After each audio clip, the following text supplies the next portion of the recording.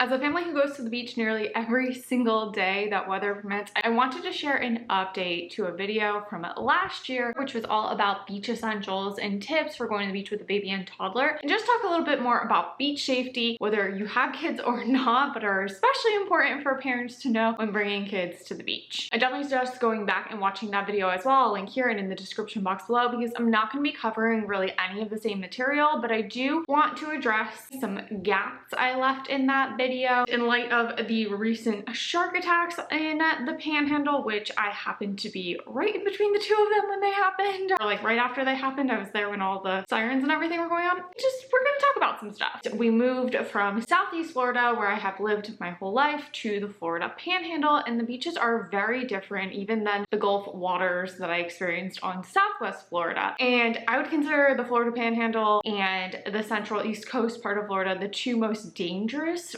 Florida beaches. So in part one of this beach safety series, we're going to start off by talking about the recent shark attacks, as well as just like what to be aware of around sharks, especially for the next year. And then we're going to talk about some rip currents and undertows. And don't forget to hit that subscribe and notification bell, because in my next video, I'm going to talk about some rapid fire beach safety tips and essentials from sand, beach flags, must-haves as kids get older, and things like that. So here's what you need to know about the shark situation currently happening in the Gulf, which is number one, yes, there are always sharks in the water. There's a body of water in Florida. Assume that there are sharks, alligators, or crocodiles always. Yes, even back home in Delray Beach, we were out swimming one morning, and about not even a mile down the beach from us, there was a 12-foot long alligator. The Panhandle has several coastal dune lakes, which are these beautiful lakes that are just in the beach dunes. So depending on what is happening with the tide, either the Gulf will push water in, making those lakes totally clear and looking like the Gulf, or it will pull the water out from the lake, and the tannins that give it that tea color of a lake will actually flood out into the Gulf. So yes, it is even possible to have a shark enter those coastal dune lakes, or to have alligators going out to the Gulf. On that note, if you grow up in Florida, one of the things they teach you at school is how to run away from an alligator, just to run in a zigzag, because gators are very, very fast, but they are not very good at their turns. Something to note if you ever come across a gator. And also, don't feed the gators. For the most part, they're not going to come near people unless they have been trained to go up to people, because people will feed them. But I digress. Let's get back to the sharks. So when we first moved to the Panhandle, one of the first things that people taught me was to not swim between the sandbars. So pretty quickly off the shoreline is the first sandbar usually, and then just past that, like a few more feet or so, depending on what's happening with the currents that day, is a second sandbar. And that channel between the two sandbars is where you're going to see the most marine life activity typically, which also means it's a really nice little channel for sharks to get a delicious meal. Generally speaking, I am not a big fan of crossing that first sandbar, but what's currently happening is that sharks are moving onto that first sandbar and past that first sandbar closer to the shoreline. Literally a week after the shark attacks, I was swimming and there was a shark right there. So this is definitely not like, oh, there's always sharks in the water.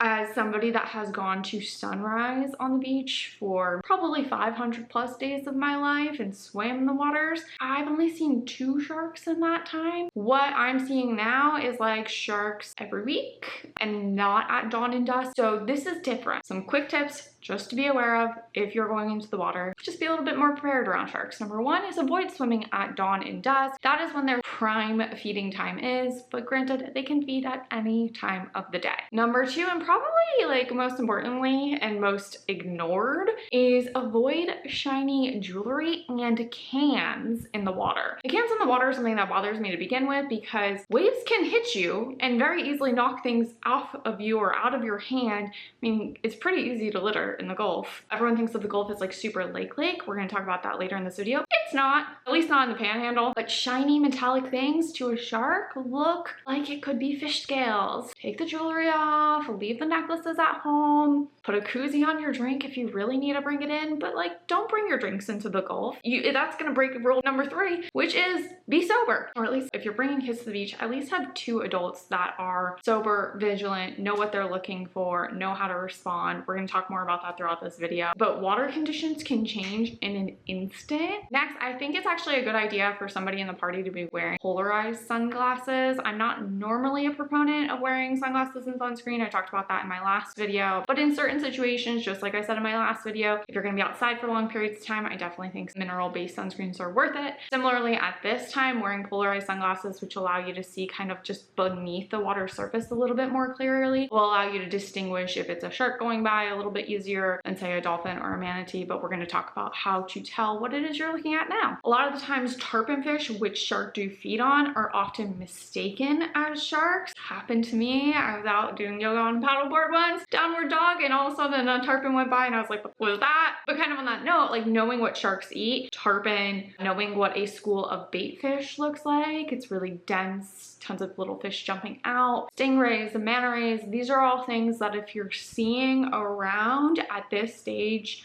this whole next year, I would probably be moving away from them because there could be a shark not too far behind watching it for its next meal. Similarly, you could always look up the area you're visiting, what types of sharks they typically have, and when their breeding season is, when their feeding times are, what they eat, just so you're more familiar as to what you're looking for when looking in the water beyond just a shark. Now, right now with me and my kids, when I see a school of bait fish going by, I'm pulling my kids like 2 steps off the shoreline at this point. And then the last little point on shark attacks that I want to talk about is making sure that you're swimming around people. And if you're really nervous, making sure you're swimming somewhere with a lifeguard. And then lastly, if you're super nervous and booking a vacation, look for beaches that have fire rescue on site or nearby, just so that there's no false sense of safety. Whatever you can see with your eyes when going down to the beach is probably whatever you have access to in terms of rescue for at least 15 minutes to give yourself a just fair understanding about the level of caution you should be taking in the water. I hope that makes sense. Now let's talk about rip currents. Like I said at the top of this video, I think the 2 most dangerous parts of Florida are definitely the Panhandle and the Central East Coast, and this is largely due to their rip currents. And they also happen to have some of the highest shark attack numbers too. I don't know if that's a coincidence or what, but it's definitely just rougher waters in those 2 spots. I think especially on the Panhandle side of things, growing up, visiting the Gulf, I only ever saw it as a lake. When we got here, I was shocked to see that the waves were often much larger than the Atlantic Ocean waves I grew up with. And also with all of that said, riptides are even something that can happen at lagoons or bays. Kind of applies just to bodies of water that have strong currents in general. All right, so what is a rip current? It's basically a fast moving channel of water that can rip you hundreds, if not thousands of miles away from the shore very, very quickly. They can happen on the most calm and beautiful sunny day. These are not related to incoming storms. These are not the same as undertows. And an undertow is basically as a wave is breaking and pulling up, the moving flow of water underneath that wave creates a sort of pressure chamber that's keeping you underneath the wave for a minute until it passes by. It's honestly one of my favorite feelings in the world to dive under a wave and feel the undertow kind of like move you up, and you'll feel kind of like a wave yourself. But they can be a little bit dangerous if kids are playing at the shoreline, and sometimes the waves are breaking at the shore. They can be like a foot big. And so if you have a little baby that gets hit by the undertow a few times, gets disoriented, they could hurt their neck, they could kind of get scratched up in the sand, they could even get pulled out in that. Additionally, the other thing I see most common with undertows is older people standing at the shoreline where the waves are breaking about ankle or calf deep, and as they're standing there, that sand underneath their feet is disintegrating and disintegrating down, and before you know it, a wave comes, they get pulled from that undertow and lose their balance or fall. Remember, sand is going to move out from under you and your children, so redistributing your weight, making sure that you are moving with the water is one of the biggest things I can give you for water safety tips. I would say, like, don't stress about undertows, just be aware of them. All right, so back to rip currents. So unlike undertows, they are not going to put you underwater. In that sense, you're not at a risk of drowning because you're not being stuck underwater. However, what happens a lot of times is people try to fight that and then they end up fatigued and end up drowning in that situation. So there are essentially 2 ways out of a rip current. Number 1 is going to be swimming parallel to the water. So basically, like I said, it's a channel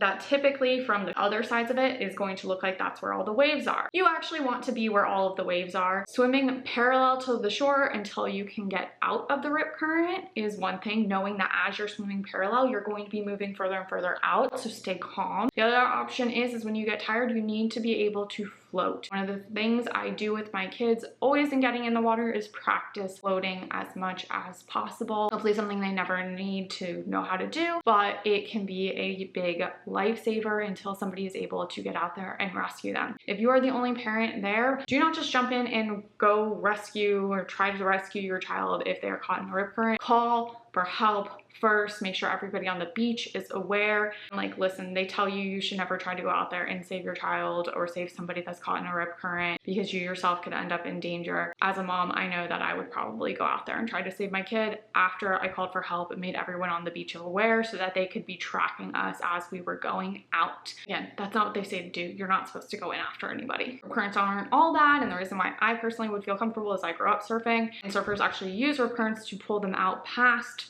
the breaking waves as an easier way to surf the waves in versus having to waste so much energy getting out to the bigger waves. So they are not deadly and dangerous in themselves. It's people not knowing how to navigate them that makes them so deadly and dangerous. For that reason, I know a lot of people who won't let their kids in the panhandle waters without a boogie board strapped to their wrist. In case they ever did get pulled out, they would have a flotation device with them. And don't forget to hit that subscribe and notification bell so you don't miss my next video all about some more rapid fire and broad topic beach safety tips. In the meantime, be sure to go back and check out my past videos on beach essentials and tips for going with a baby and toddler. And until next time, my name's Rachel. Have a good one.